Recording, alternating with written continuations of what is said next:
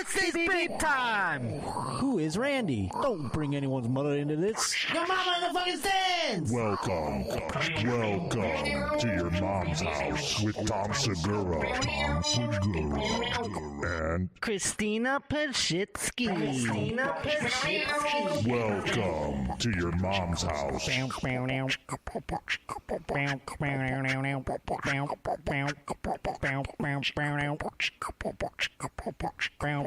Oh boy, we're here. There's so many people in the chats. Oh boy.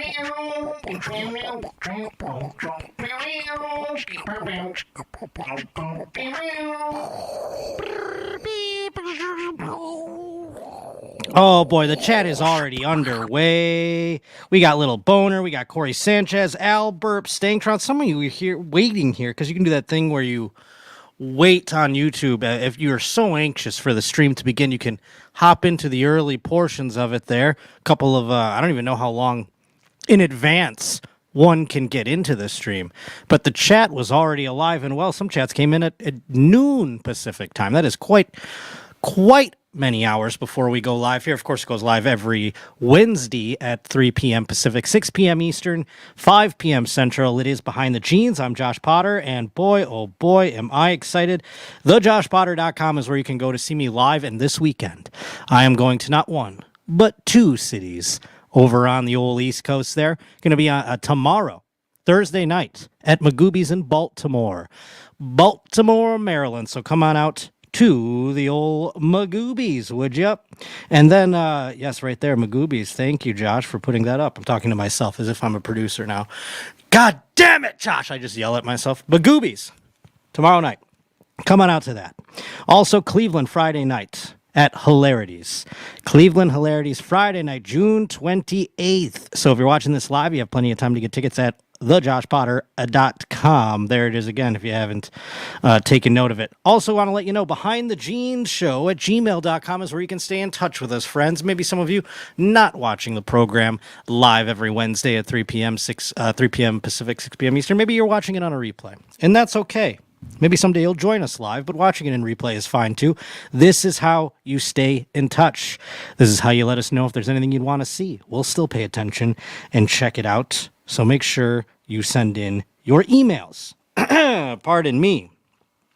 It's been a minute since I've spoken out loud quite a bit. Leanne Blaylock is here. I don't know that. I haven't seen that name very much. But I'm happy if it's your first day here. Welcome. We love new chatters. And people are saying happy birthday to Heather. Wasn't it Heather's birthday already? Heather in the chat, maybe she can tell us. Thank you for the little roach icon. If it is her birthday, say happy birthday. But I could have swore that was last week. Didn't we talk about that on there? Stangtron says he still hopes things break on the air. That's mean. And it very well could happen, Stangtron. I don't know what's going on with this computer. I do my Patreon on here as well, and I record it the same way that we do Behind the Jeans. And every now and then, it just bricks up on me, and then I just got to restart it. It's not Wi-Fi. It has nothing to do with that, but I cleaned out a lot of stuff. Maybe we'll just have to get a new computer in here, but don't wish that upon me, Stangtron. Don't you dare. We're just getting a chub started so we don't have to raw dog the live stream. Little Bowner in the chat, I don't mind it one bit. I was just saying how cool it was that you're all here. Thank you so much. It was April 30th, so we're all the way off. I'm like, wasn't it last week? Didn't we say? I could have swore on this program we gave Heather a happy birthday in the past. And he's in the chat, so now I'm extra nervous that once we start playing clips, things are going to get out of control. We got Joshua Witt here. Oh my God, the chat is fantastic. Thank you. RJ is here as well. I hope you're doing better, RJ. I saw your email about your health issues. I hope things are getting better. But anyhow, what we're all here for, clips. And by the way, coming up in the program a little bit later on is the Double Soul Shaman. He will be joining us here on the stream. So if there's anything you want to ask the Double Soul Shaman, lock it in the barrel and get ready, get those little typing fingers ready in the old chat, because I'd love to hear what you want to ask the Double Soul Shaman. I have some things I want to ask him about as well. And of course, Chris Distefano was on the program this week, and the Double Soul Shaman came up in a great sort of heavy converse tonight. Not heavy, but like a pretty pivotal conversation in the episode. And even the chat was asked, do we think Chris Distefano, zesty, or just a funny guy? I'm not sure. Cougar. I don't know what that was. But so anyhow, let's see. I don't know what that. What does that mean? Is that the way somebody says there's a name over there? Anyhow, you threw me off there with that one. Wow, he eats his own jizz. I don't know where to start, Stangtron says, regarding the Double Soul Shaman. Yes, there's many questions that could come along with ingesting your own semen. And I do hope that you get them all ready to go. But I am getting a clip ready to go, and I am nervous to play because it's going to make things probably freeze, and I'm going to curse the world, and I'm going to just jump off my own stream here, basically. But no, it should be all right. Let's give it a listen. And this question, raised by Lauren Compton, is a very interesting one. It harkens back to would you date your own mom, but not quite as bad. It's more like would you date your friend's sister? So let us play it here. Behind the Jeans. Here's a clip from First Date. Preacher Lawson, hilarious guy on the program. Let's say that one of your buddies has a hot sister. Would you ever make a move on her? No. No. What if he was like cool with it and it would never ruin your I would have to know I'm going to marry her. Okay. I would have to know, be like, without a doubt, I'm going to marry this woman. But if I didn't know for sure, then no. I wouldn't play around with someone's sister, especially if I know them. I mean, because I'm thinking if my boy was hitting on I don't think he would. Anyway. How would you feel if someone hit on your sister? How would I feel? If one of your friends hit on your sister or was like, yo, preacher, your sister's hot. Okay, well, I think my sister's beautiful. She does have cerebral palsy. Oh. So I would think what guy?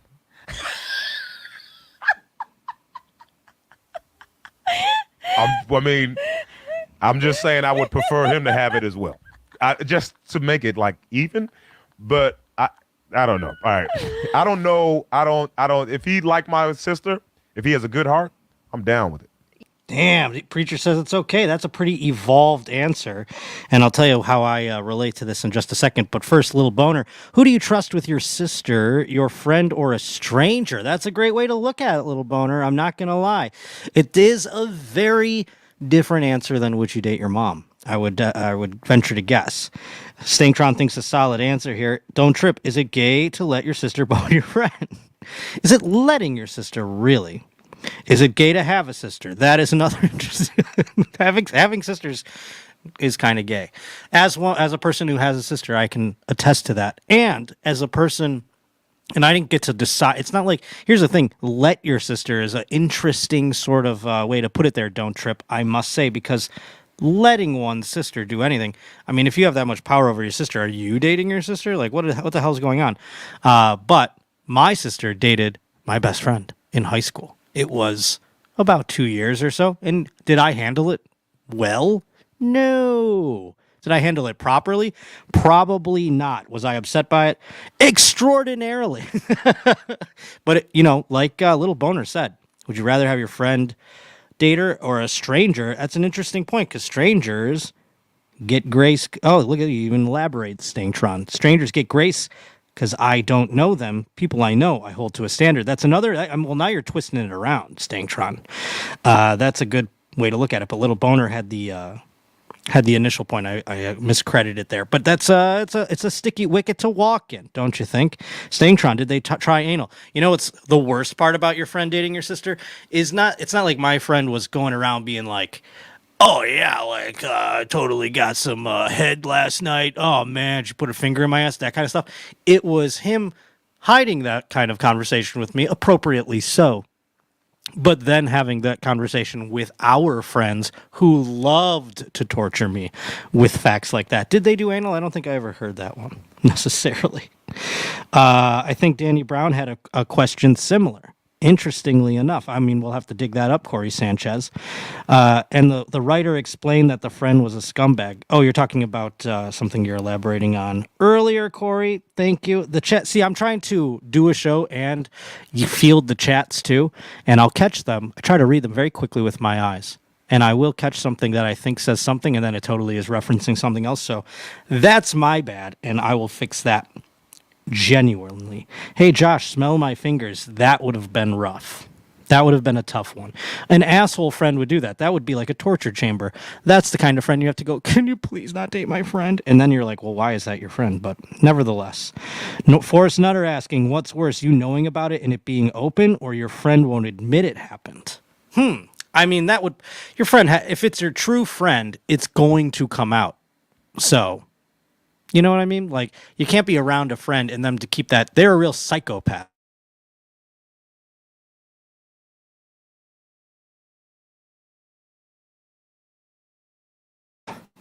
I'm assuming he is talking about anal sex there. I assume that's what he means. He's talking about the anal.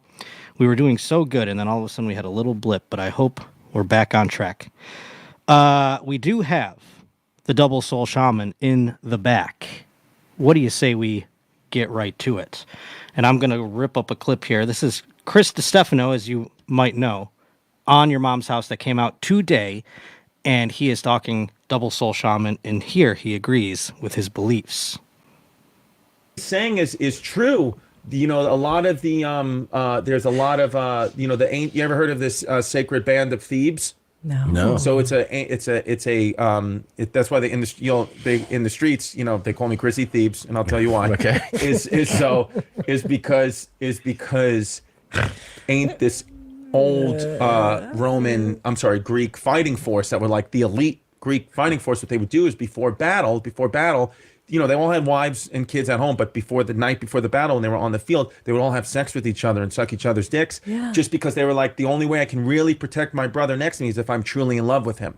Wow. I have to be fully in love with you. And they were these guys that, you know, nobody even called them gay back then. Being gay is like a new word. Yeah. Back then, you were just a being. Yeah. So ancient sacred band of Thebes. That's kind of, you know, I feel like that's kind of where I go sometimes. Yeah, you know? Sure. But never full sex with a guy. But you still haven't had full. You've touched peener though, yeah. Yeah, I've touched peener, but that's just kind of like what you have to do in my neighborhood. Yeah, you know what I mean. There's all kinds of things you could do with this guy, by the way. What's up, yogis? So me and Brian Crew just taught a really juicy anus workshop today, and got a little bit into the prostate too. And that caused some pre-cum to be secreted from my manhood. So a little bit of sperm detail, a little bit of testosterone, a little bit of spermidine, which is good for muscle growth, a little bit of nerve growth factor, which is really good for your brain and your nervous system. What else came out? A little bit of vitamins, minerals, oxytocin, and bonding hormone, which lowers cortisol. So not only am I getting the benefit of the urine therapy, which is powerful on its own, the Shivambu I should call it, but I'm also getting the benefit of the sperm, the semen, tiny bit of semen that's been mixed in with my urine. Wow, that's very, very potent. I love this. The thing is with this guy, it's like we could sit here and try to write and come up with bits and never be as funny as he is. Not even trying remotely to be funny. Yeah. What? I mean, he drank his own piss. There's a little bit of jizz in it too. Just a little bit of jizz. Yeah. And a very strong prostate. I mean, yeah, this type of guy, I would say he's somebody that I would aspire towards being. I would love to be that free like him. And he looks ripped. Dude, he's ripped. Yeah, he runs a lot. Yeah, exactly. Oh my God, there he is. So in my live workshops, we do a beautiful cock exercise, and this is actually inspired by a guy named Darius Bashar, who basically he does these workshops called. I want to get you into one of these, you know. I would do it. It's all about. I would do it. This guy's not even circumcised in the middle. Learning to love your penis, because if you love your penis, your self-esteem goes up. That's true. Yes. Yeah. So what you do is you just stand in a circle with a bunch of other guys, and then just look at each other's dicks. Okay. You do this. Yes. I would. Yes. This is Chrissy dick gazing. This is being an altar boy. Yeah. And then how about we go first? So we're gonna look at each other's cocks and then take 3 deep breaths. Yeah, you both face.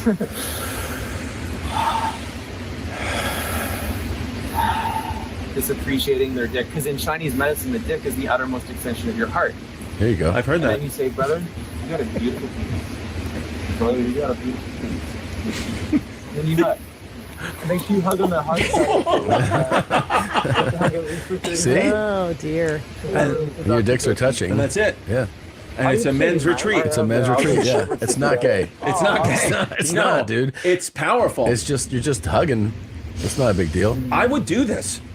I genuinely would do. Do you have any desire to do this, Tom, or not really? I don't know. I think I still have too much, insecurity about it. Yeah.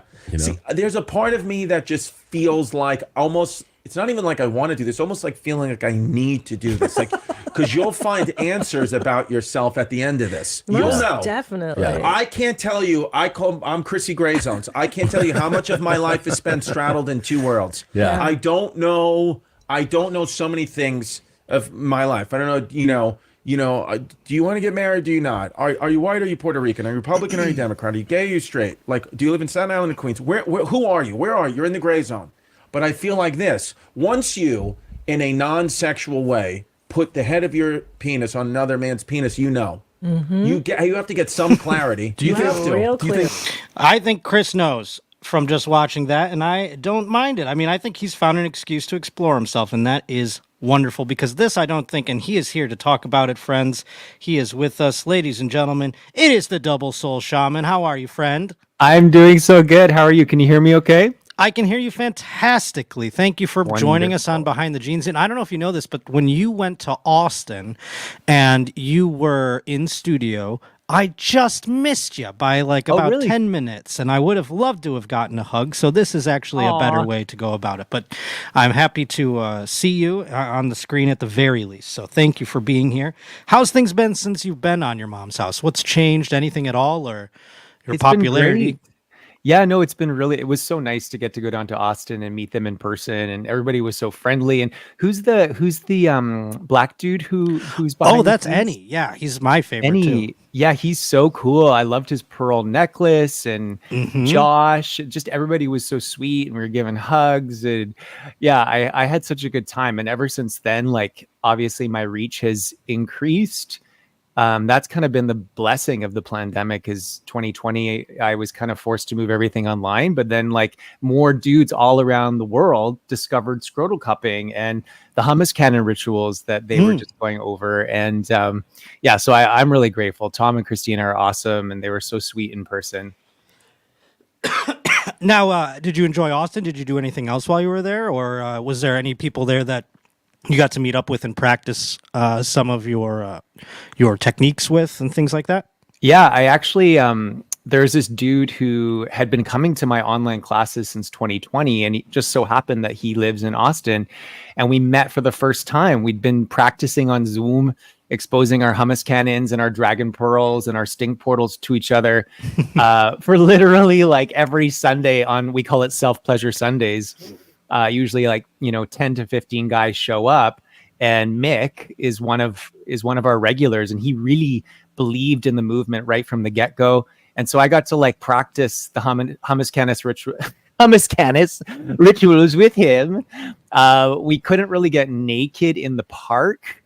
We were going to go to this place called Hippie Hollow, but I think I must have brought the Canadian weather down to Texas because it was fucking cold. So we decided to just do some clothed breath work in the park. But yeah, so it was really great to meet Mick in person and hug with our manhoods touching. I have a hard time saying hummus cannon myself, by the way. Sometimes it's a mouthful, you understand.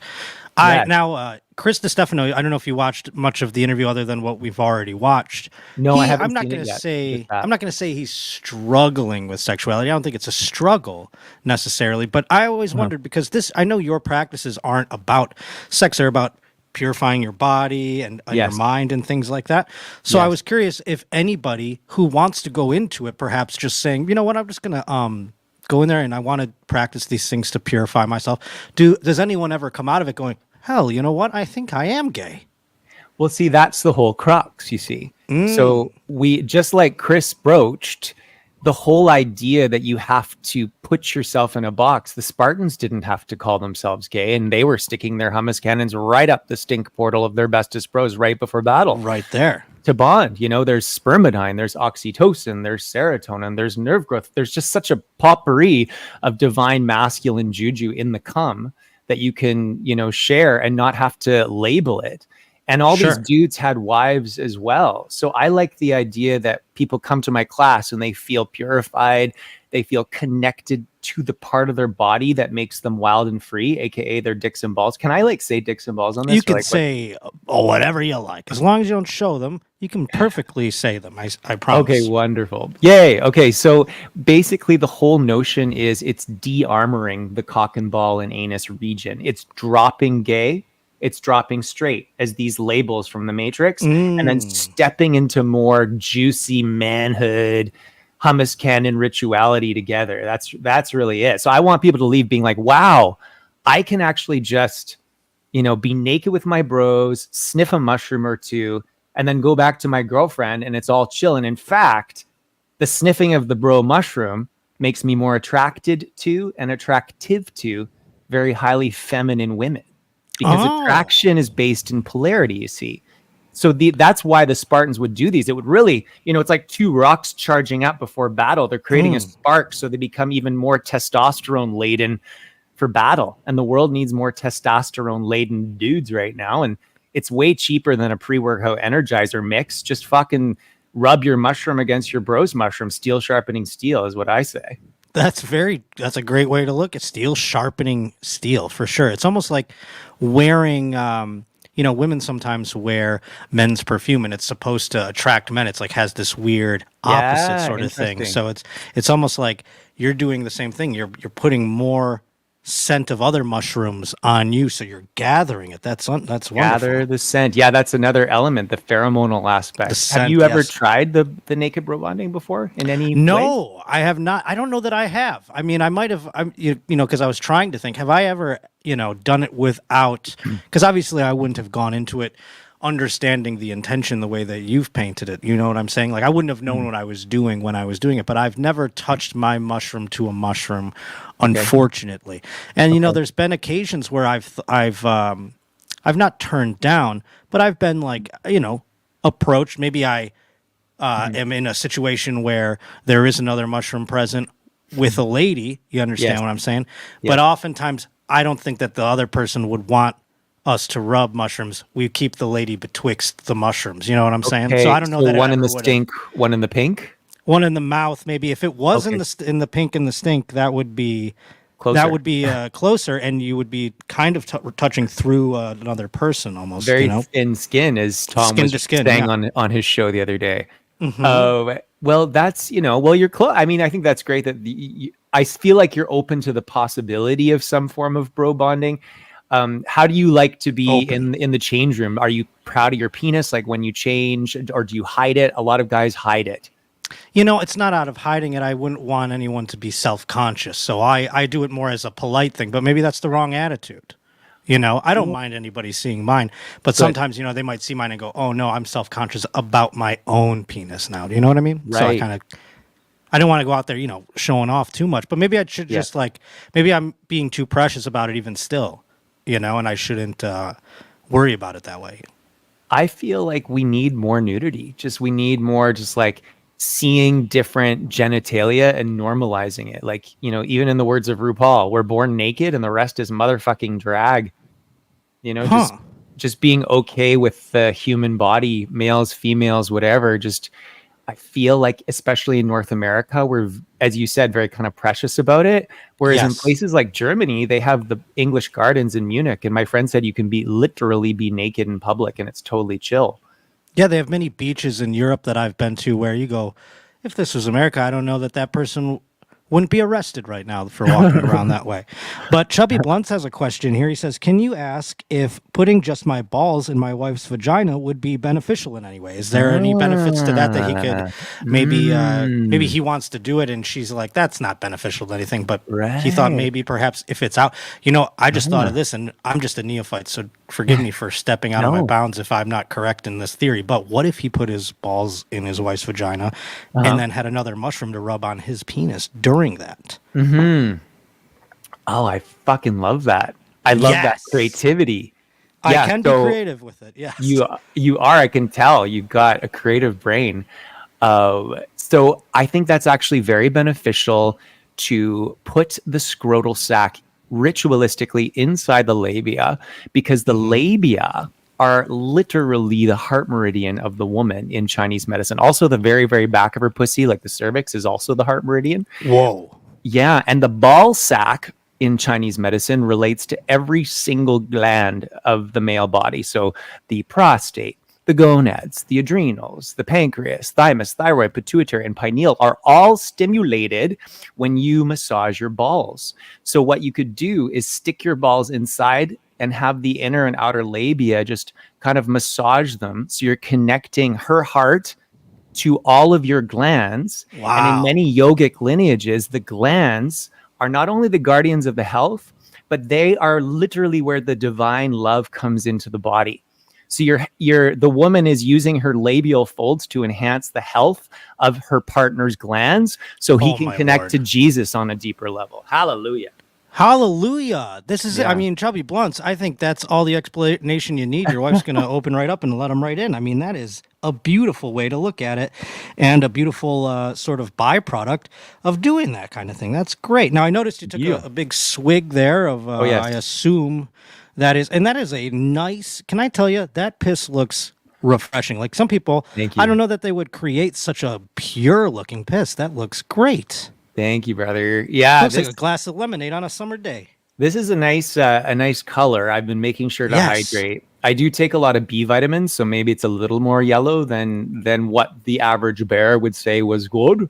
But that's something so you guys know. If you do take B vitamins, it will make your piss a lot more kind of yellow, and sometimes even neon yellow if you take something like I think a B12. But yeah, anyway, I really love. We call this the plasma ultrafiltrate of the kidneys. And I love it because I just had a little workout. I just bought a pull-up bar, actually. I'm a long-distance runner, so I was like, you know what? I want to balance it out with a little bit more strength training.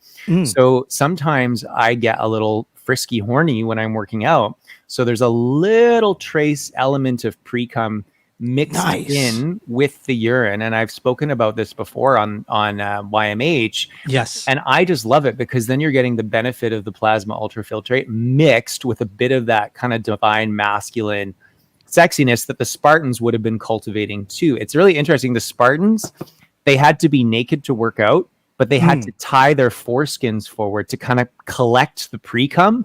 And then in the bathhouses after, they would roll it back and suck it off each other's cocks and do all this really kind of juicy stuff. You don't want to leave any hanging for later there. So that's why, I mean, that's a great efficient sort of thing. Now, do you taste, can you tell, like, say you were drinking, and I don't know if this is something that you practice at all, but if say you were drinking my urine, would you be able to drink it and go, you had a little workout pre-cum in there? Would you know the difference? Or is that just something that you know your body, so you knew it went in there and you know you're getting all the benefits of it?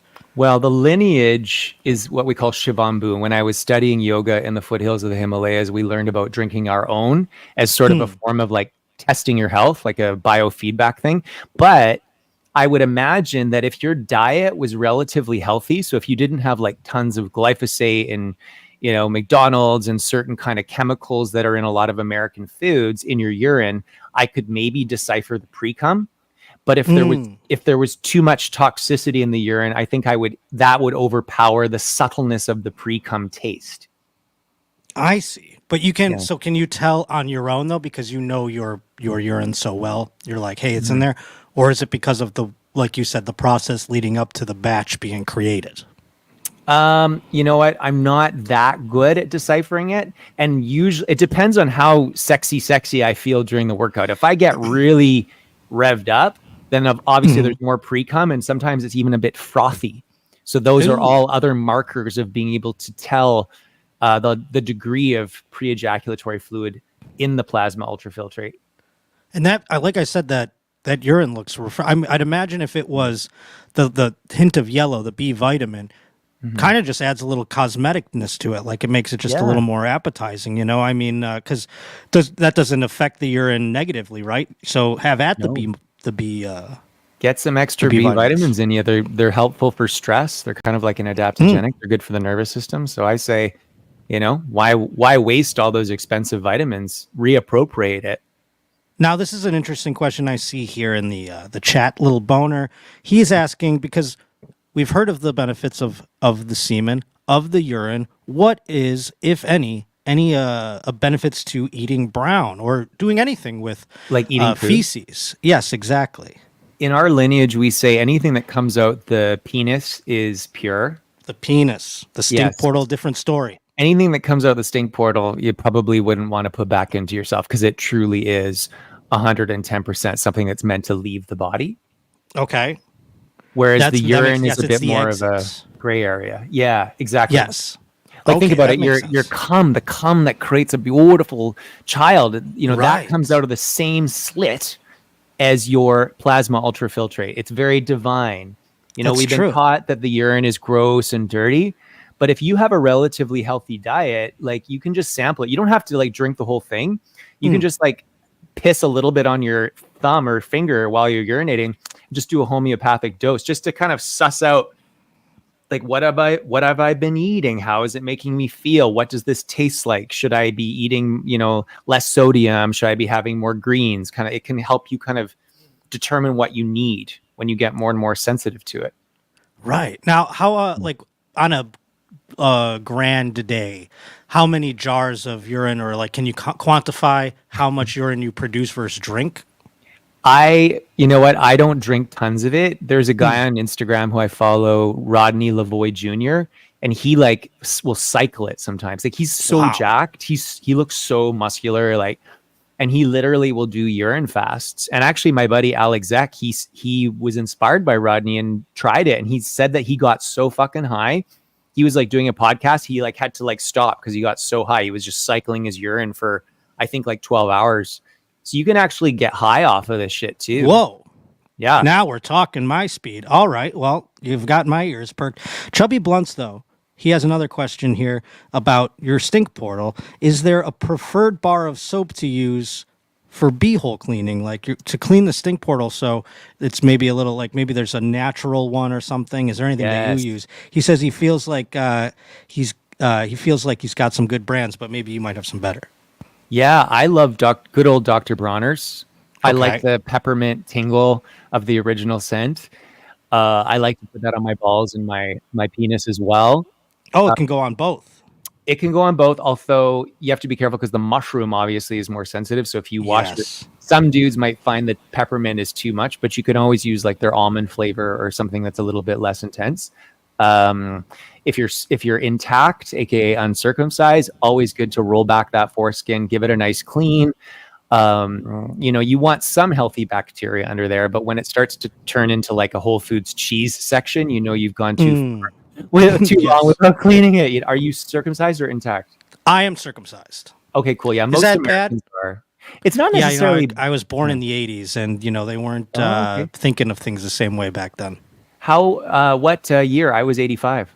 86, baby. Right away, right after. Yeah. Okay, so are we're you the circumcised? similar vintage. You are circumcised as well, if I recall, right? I'm not, but I call not. myself an intactivist. I'm really passionate about ending infant circumcision. And it's really interesting. You were born in 86. I was born in 85. My parents are doctors. My dad's a doctor. My mom was an occupational therapist. And they obviously had a very good connection with the Canadian Medical Association. Well, guess what? In 1985, the Canadian Medical Association decided it was no longer necessary to routinely circumcise Canadian boys. Wow. So my foreskin was saved just by the fact I was born in 85 and not 84. Man, that's like missing the draft. You know what I mean? That's like getting in there and then Vietnam ended. That's Totally. crazy. See, I thought I'd recalled your penis out of my head because I've seen it a bunch of times now at this point. But maybe it's because the mushroom has been out when I've been looking at it. So I just assumed that I was looking at now because of my affliction here. Does that do anything to my mushroom? Do I have to do anything extra that a non-circumcised person wouldn't have to do? To sort of find the top of the benefits, the apex. Did they carve out your frenulum? Do you know? What would that? I can check. I mean, I just don't know what the frenulum is. You could do an X-rated version for Pornhub. Yeah. So the frenulum is like the elastic band that connects your piss slit to the actual foreskin. It's underneath your I do have a line there. I do have my line. Okay, good. So that's good because that area is the pineal gland point. It's your third eye stimulation point. Okay. So it's nice to have that intact, although guys where they've actually removed that, because some doctors do and some rabbis don't or whatever, you still have a phantom frenulum. And in fact, the frenulum is so sensitive, sometimes it breaks. Like mine actually broke.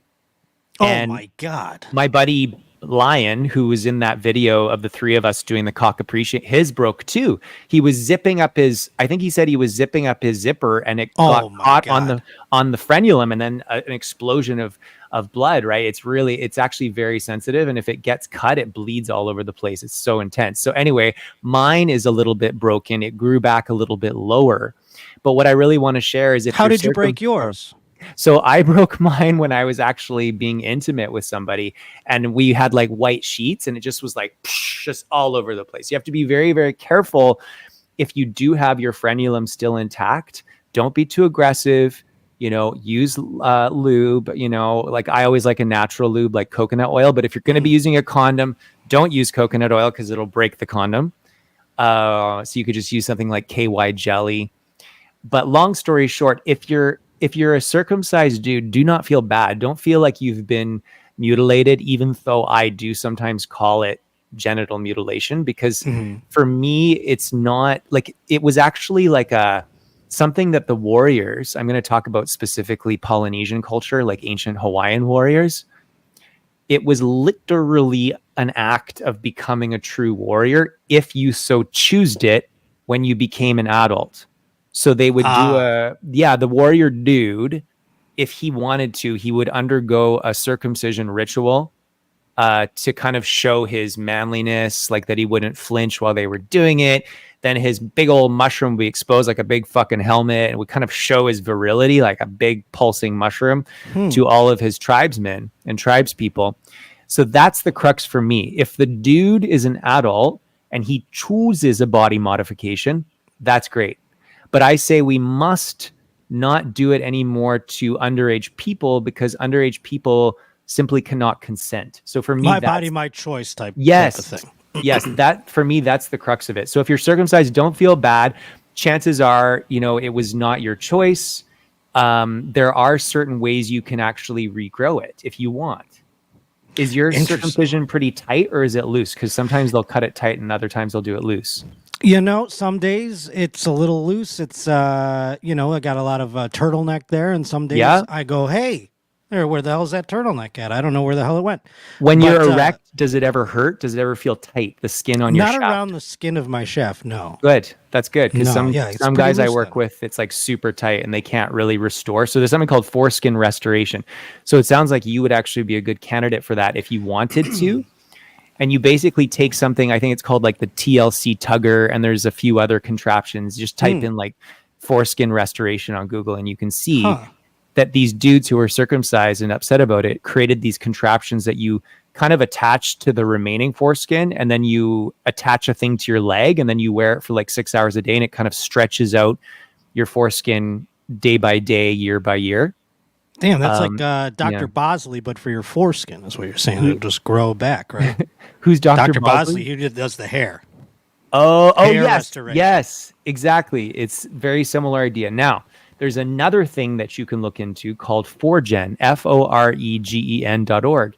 They are actually taking stem cells to help men regrow their foreskins using the advanced technology of stem cell science. Oh my Lord. Now that, if I haven't heard a good use of stem cells, I sure did now. That is one great way to go. I mean, you can grow new skin, you're telling me, overlapping the head of your mushroom. That's crazy. It's not quite at the human trial yet. What they're doing now is I think they're in the animal trial. So they've taken human foreskins, shaved a bit off the back of a sheep, and then they've been able to grow the foreskin on the back of a sheep.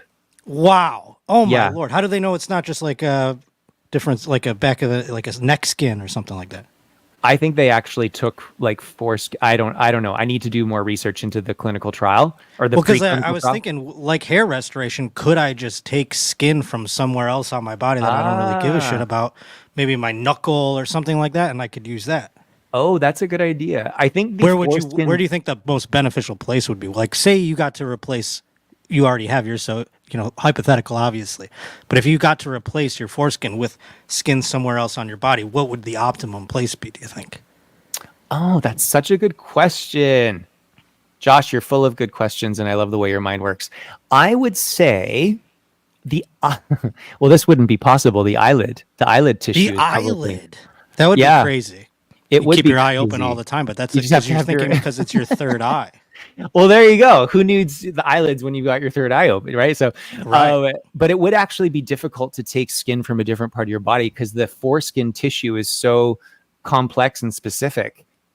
There's something called the prepuce, which is the sort of ring. There's like a sphincter at the end of the foreskin.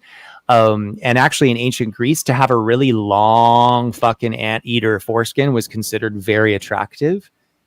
And they would actually tie, as I was saying earlier, they'd take something called a dog tie, a kynodsme, Kynodsme, and they would tie their foreskins again to collect the pre-cum so they could suck it off after. But also it was considered very rude for the athletes to have their mushrooms exposed. Say they're wrestling and they get a little bit hard. And then, as you said, you saw my foreskin was rolled back because usually I'm kind of like semi-hard when I'm demonstrating or completely hard.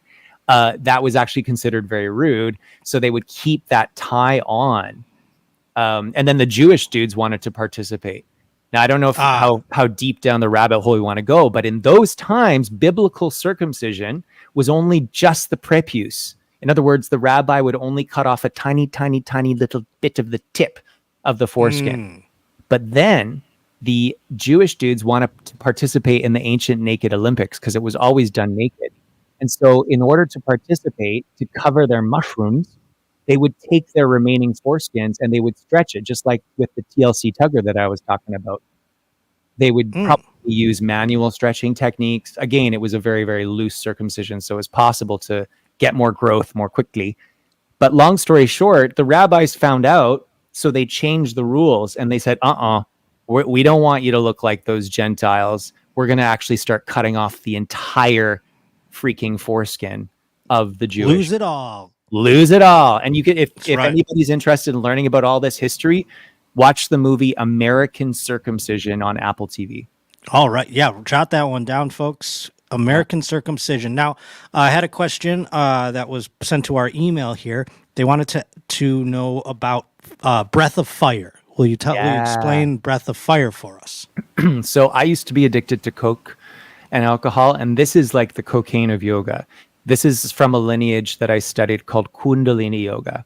And what you do is you actually squeeze your anus slightly, close your piss slit slightly, and close your PC, your pubococcygeal muscle, like the muscle you would use to stop the flow of piss. Yes. We call that the 3 gates of your sex palace. You want to sit nice and tall. You can do it with me if you want. You want to keep your ears over your shoulders. I will just keep it really simple. There's certain mudras you can do, but let's just focus on the breath. So let your sack drop. Let your balls hang over the edge of your chair if you're a man watching this. Yes. I If have you're balls. a Yes. female watching this, feel your ovaries and just enjoy the sensation of tapping into your balls and your ovaries. When you focus, Josh, on your balls, can you feel anything? Oh, I often focus on my balls and I can make them move. I can do lots of stuff. Nice. I love it. Nice. That's awesome. So enjoy the sensation of being connected to your gonads.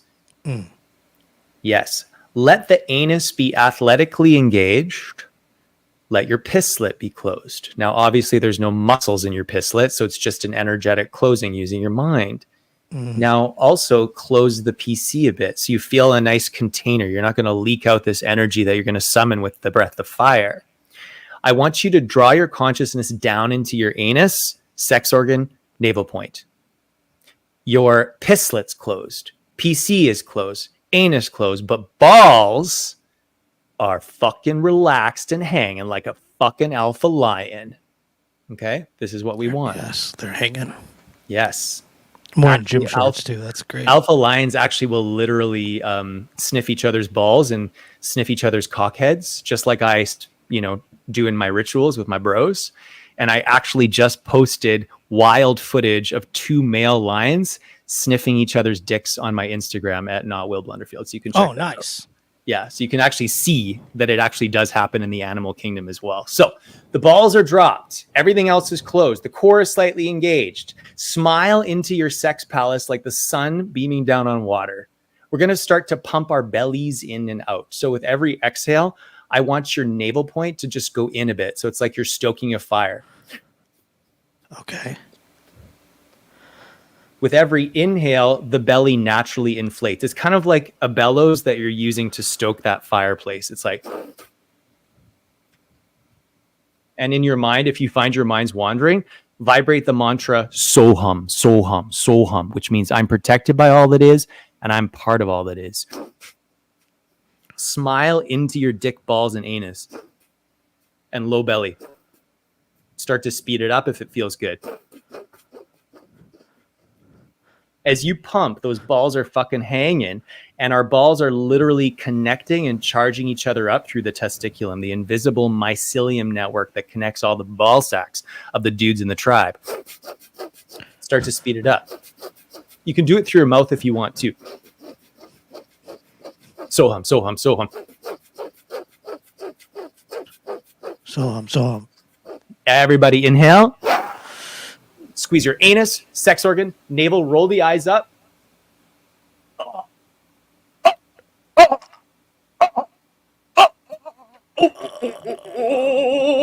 Exhale.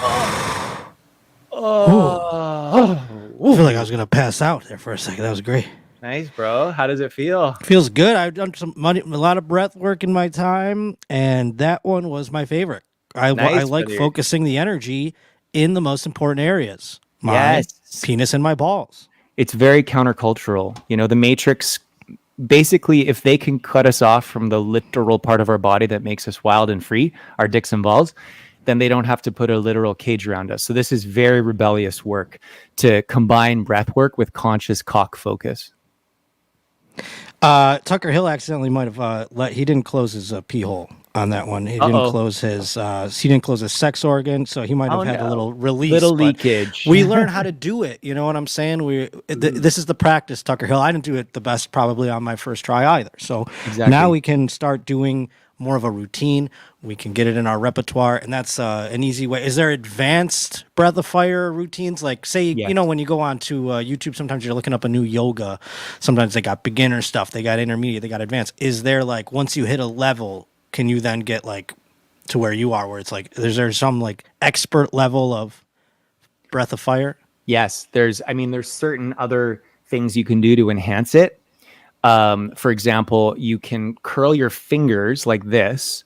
So you're plugging up the sky at 60 degrees. You're curling the finger, stretching it out, and then you're going to plug up the sky, not at 45, but right up at 60 degrees. Sorry. There. And we're basically, because Kundalini yoga is the science of angles.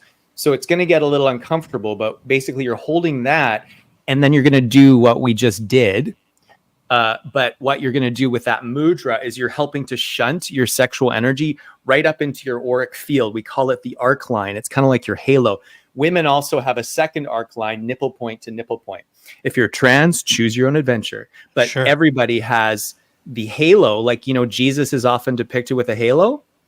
We have a halo. And so when you do this hand position, mudra, with your arms, it helps to fortify your halo with your big dick energy.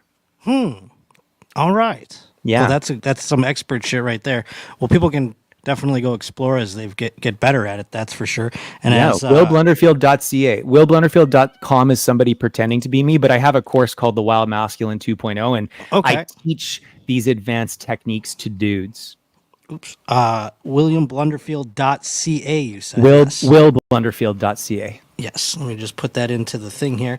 Now, people, like someone said, thank you so much for sharing this, because we know people probably pay for these lessons. Oh, yeah, my honor. We are happy that you did it. So, yeah, let's put it up here. WillBlunderfield.ca if you'd like to. Yeah. Now, Heather asked in the chat here, it was way far back, so I can't find it to display it here, but she asked, what do your parents, do you talk to them about your teachings? Are they on board? It was just a curiosity that Heather had. Yeah. I mean, they are from a different generation, right?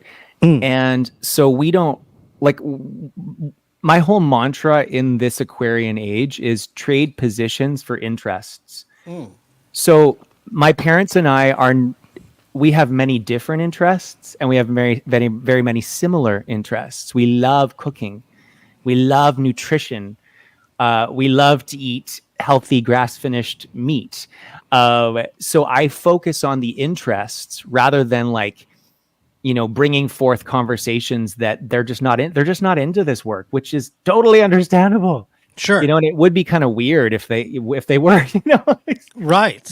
You know what I mean? So it's actually my mother hates my my jizz jokes on stage, so it's very similar. You get it. Yeah. So we have a beautiful relationship, and it's really like my mom is a long distance runner as well. So like we run marathons together and this type of thing. And my dad is really into Jordan Peterson, and I like some of his work. So we found a beautiful common ground on that. I bought him one of Jordan Peterson's courses for Father's Day, and it turns out he actually had, all the courses already. So anyway, I got him another. Wow, that's a nice thing to bond on. Yeah. So it's good. So long story short, they respect me and I respect them. But we don't I don't go over for dinner and then start talking about, hummus cannons and dragon pearls. Yes, of course. But they respect what I do. I don't know if they fully understand it. Right. But I wouldn't expect them to. A lot of people in our generation still don't understand this. I mean, people, I live a life like that myself, my friend. Parents, sometimes they just don't understand, and it could go for very many occupations, let alone one that you're teaching such sort of, unorthodox types of healthcare. Exactly. Mandy says, Will Blunderfield, so generous. Thank you so much for coming on the program Mandy. today. Everyone can go to pleasure. willblunderfield.ca and check out the latest and greatest. Is there anything you haven't shared with the folks of YMH that maybe they can go find on your website? Some different things that perhaps we didn't even get to? Yeah, I have an OnlyFans. So if you want to, I actually started an OnlyFans in 2020 just to bring the work to a broader audience because I was finding Instagram, obviously you cannot be naked on Instagram. Yeah, I know. They're such dorks over at Instagram. It's like, come on, grow up. I have an 18 and up limit on my Instagram. It's like, come on. Yeah. So I was like, okay, OnlyFans is like Instagram, but a lot more fun. Sure. So go to onlyfans.com/Will Blunderfield. And that will give you full classes. It will give you hummus cannon and dragon pearl naked workouts where you can actually stoke your penis and balls to get more testosterone going before you do the pull-ups or the yoga practice or whatever, or even before you meditate. If you play with your penis a little bit before you meditate, it can really enhance your connection to, the divine or your true self when you're meditating. So head over to my OnlyFans. I also have an online school, Manhood Academy.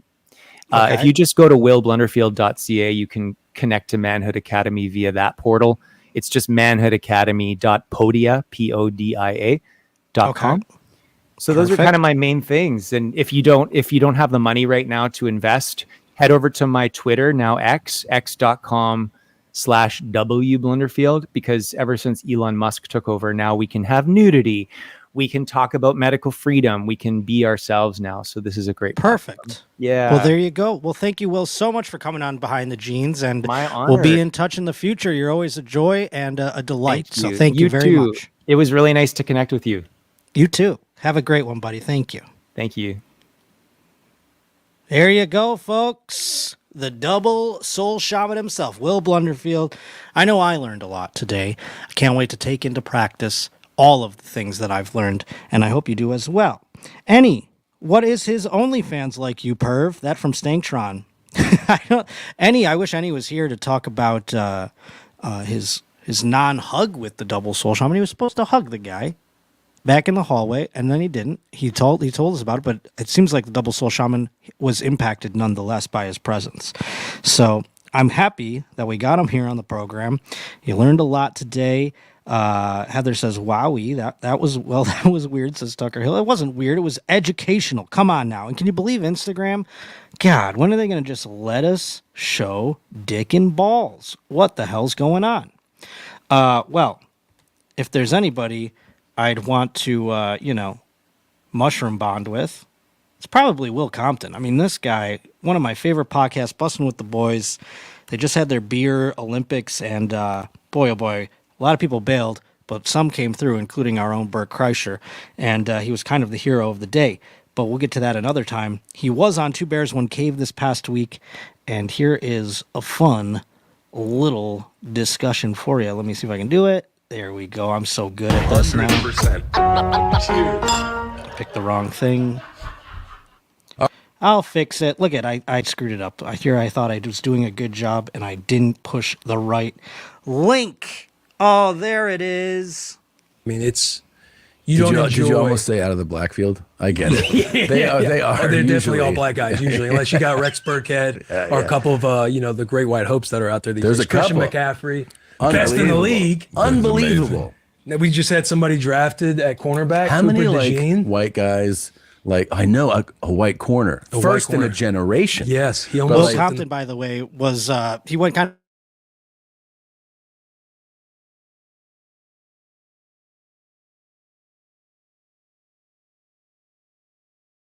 White draft, black guys would smoke the white guys, which everyone's like, yeah, you didn't need to really tweet that. We kind of already, we all watch TV, we can see. But Will Compton actually challenged it, and he was like, let's do a little bit of a draft here and draft some white players. So that's what they were discussing. And now they discuss some black compliments, which are obviously the best. The first round, too. When there's great white athletes, do you still think there's I always think there's older guys, especially, who watch Luka play ball, and they're like, we still got it. They get teared up. There's no doubt that when you have the huddle around you and you're giving the call and you are the only white guy in the huddle. It's an amazing feeling. And one of your boys, one of the D linemen, is like, hey, Comp, you're the only white guy out here. That is respect. Oh, it's the ultimate. Okay, here's how I was just having this. There's tiers of black compliments, right? And they all feel great. There's nothing like a black compliment. So the first thing. He's right. I like it. Wait. What year? Because I'm listening to a documentary on Martin Luther King right now. What year do you think black compliments became a thing? That's a fantastic question, Bert. We'll get to that in a second. I want to read Stanktron's thing here. He says, this guy is so handsome, though, and seems nice. I would also go tip to tip with his genitalia. Yeah, there's nothing gay about it. Like I said, wouldn't you just want to recharge with a dude like Will Compton, who's the man? Chubby Blunt says, I can't wait to see you in Cleveland. Thank you, buddy. I'm definitely going to acknowledge that, chat. Thank you, Chubby Blunts. I'll see you there. Hilarities Friday night, Cleveland. Get your tickets, thejoshpotter.com. Let's see. I've been breastfeeding. Why not cock hugs? There you go. I've seen breastfeeding. Oh, there you go. On Instagram, you're saying, Stangtron. I thought you said you've been breastfeeding. I was like, maybe that's something I should send you the link and discuss if you've been breastfeeding. But black compliments, such a wonderful sort of thing. A wonderful. It's at least counts for 10 times more than a white compliment in my age. And I think you would agree. Let me know. I can't see this one. I got a gift for you. Oh, thank you, Chubby Blunts. I can't wait to see it. I hope it is a cock on cock hug. Well, that's interesting. In the 60s, you couldn't as a black guy, you couldn't dap up a dude at a hardware store. Well, actually, we're the white guys in the huddle being like, hey, you're the only black guy out here. That's pretty. That's pretty cool. What year did a black guy say to a white guy, I like those shoes? And the white guy was like, yeah. That definitely was probably not the 60s.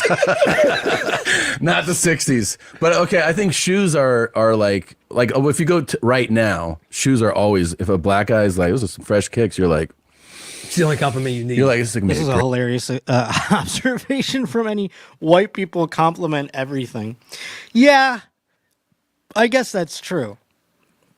But if that was the case, I mean, I can tell when a white person is being sarcastic or not. Maybe not even sarcastic, but sometimes you can see white women do this quite often, where they compliment something that they're really making fun of, to another woman. It's kind of like they're fucking sniffing around each other, and that happens.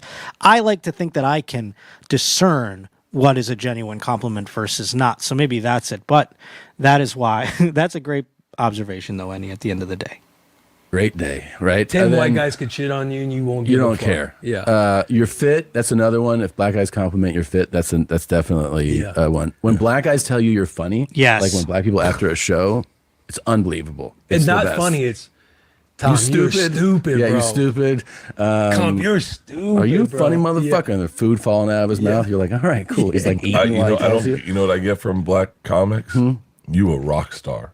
Oh, that's good. I like that That's a lot. nice. That's I a got good that. I compliment. got that from Cat Williams. Yeah, That's a bad one. That's You're like, I was like, fuck. Shirt's coming off in 5. And him after the Shannon Sharp episode, that's the compliment from the certain guy you need. Oh, dude, the fact that that is right, man. Like compliments from black comics. Mike Epps. Oh, yeah. I ran into Mike Epps, and he was like, I remember going like, and I partied with Mike. I knew Mike, but I was like, you know who I am? Yeah. Like that was like a big thing. It's a big deal. Yeah.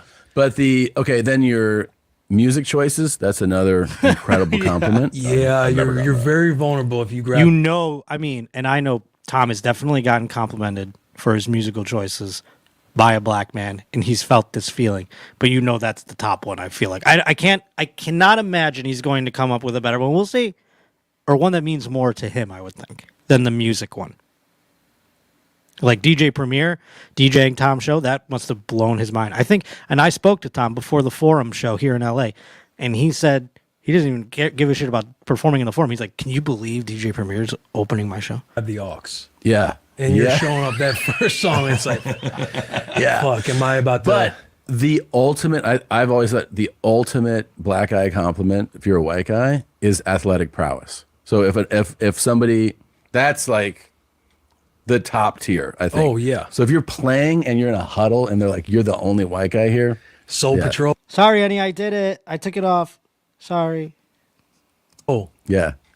Yeah, that's the greatest. I mean, it's peak. It's peak. I remember my high school head coach for a couple of years played linebacker at East Carolina, and we saw his team photo.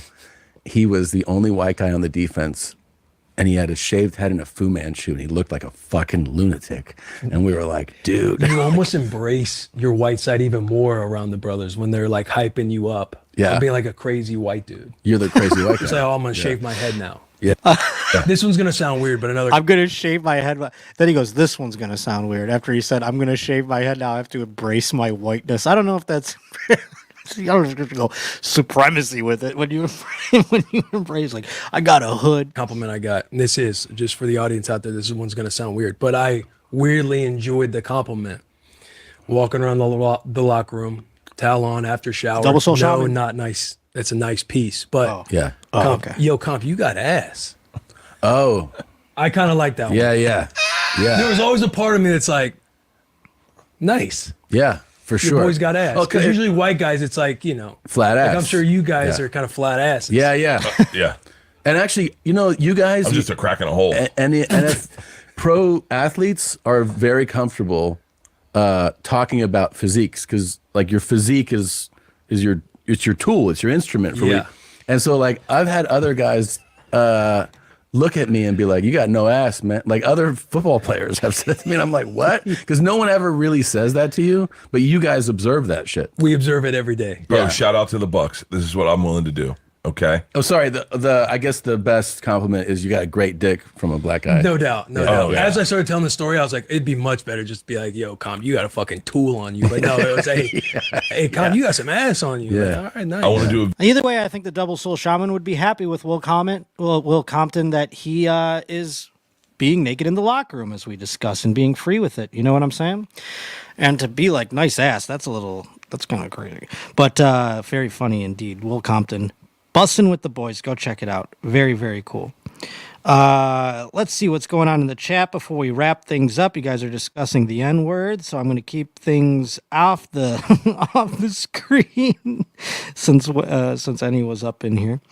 Let's see if there's... I want to say thank you to everybody. That's for sure. Bussin' with the brothers. Yes, sir. I love you, Annie. Thanks for being here. And I didn't screw up too much today. The technology seemed to last, and we're doing all right. Oh, my Lord. I want to thank y'all for coming. Alburp, Stanktron, Don't Trip, Owen Hembry, Tucker Hill. We had Heather here, of course. Chubby Blunt's going to see you in Cleveland Friday. And by the way, I'm going to be also in Baltimore on Thursday. That's right. We got 2 shows this weekend, 2 different cities. One night in Baltimore, Thursday at Magoobies, Thursday night, June 27th, and then the Friday, Hilarities, June 28th, Cleveland. So come on out, get your tickets at thejoshpotter.com. Put it up on the fucking screen for you here. Thejoshpotter.com to get your tickets. And of course, if you've been just here watching the replay, you're not watching live, behindthegeneshow at gmail.com is where you can get in touch. Let us know if there's anything you want to hear, anything you want to see, anything you want discussed. All of it can come to behindthegeneshow at gmail.com. I want to thank the Double Soul Shaman. Of course, that took up much of our time today. So we'll be back next week with more clips, more things you want to discuss. We'll see who else we can get up in the stream here. Thank you to Cougar. Thank you to Ennie. Thank you to Heather. Thank you to Zolo. Thank you to Ryan. Thank you to everybody over at YMH. And thank you to you for coming here. Oh, my Lord. Look at this. A buzzer beater coming in, going into the glasses fun. Thank you for the super chat there, Owen Hembry. I will definitely bulk up in your honor today. Other than that, friends, we will see you next time, next Wednesday, right here, live on Behind the Genes. Wednesday, 3 p.m. Pacific, 6 p.m.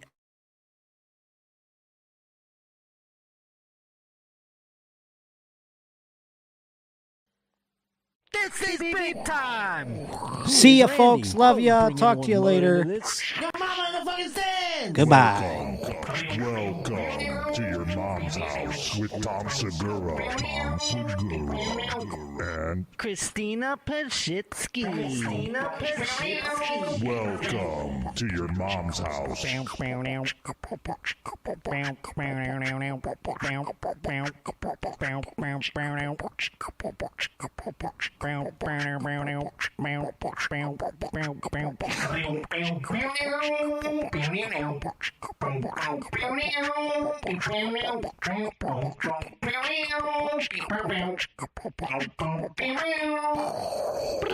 Beep.